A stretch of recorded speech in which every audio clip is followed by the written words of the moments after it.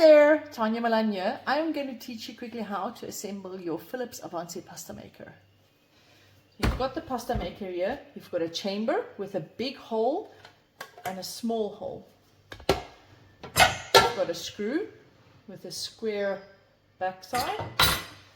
You've got a middle plate, one of the attachments, the front plate, and a lid.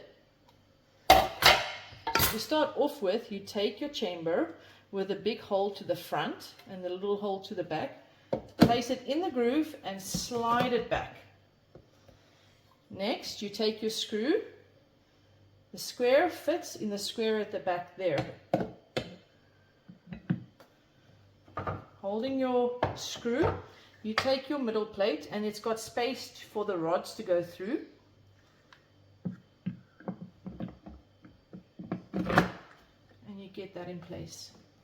Next, you choose your attachment. Your attachment's got a groove, and there is a piece of plastic that's making a protrusion. So you line those two up and make sure it's nice and secure. Next is your front plate. It has to screw onto these rods. To help you guide, there's some rods at the top as well. So now it's in. And just like you would with your car's wheels, you would turn the nuts little by little. Don't turn one side all at once. Little by little, you turn these until your front plate is secure. Lastly, your lid. The lid has two little nibs over there. Always be careful not to break them. If they break, the pasta maker stops working.